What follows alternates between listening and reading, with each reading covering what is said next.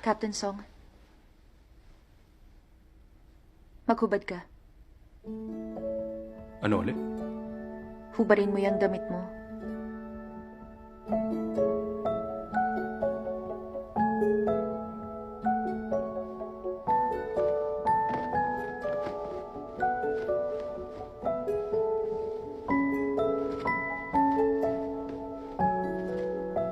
Pustahan, 5 kilometers. Magkakaspark yung dalawang yan.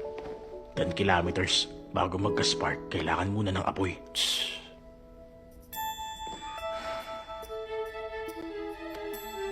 For traumatic injuries dahil sa aksidente, lindol o sunog, madalas nagkakaroon ng high-pressure pneumothorax ang patient. Pag hindi to agad nabutas at sumingaw, pwede nila tong ikamatay.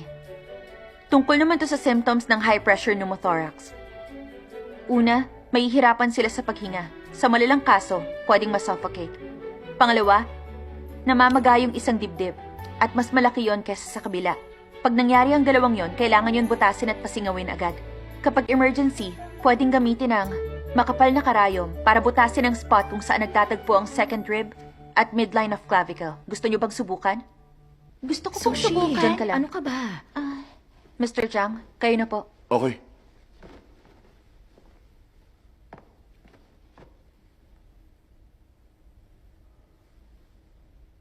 Bilisan mo. Ito ang first rib. Ito naman ang second rib. Dito sila nagtatagpo. Very good. Next. Ako na lang. Captain, excuse lang ah. Collarbone. Ito, dito yon, tama? Ito ang first rib. Ito ang second rib. Alam ko na.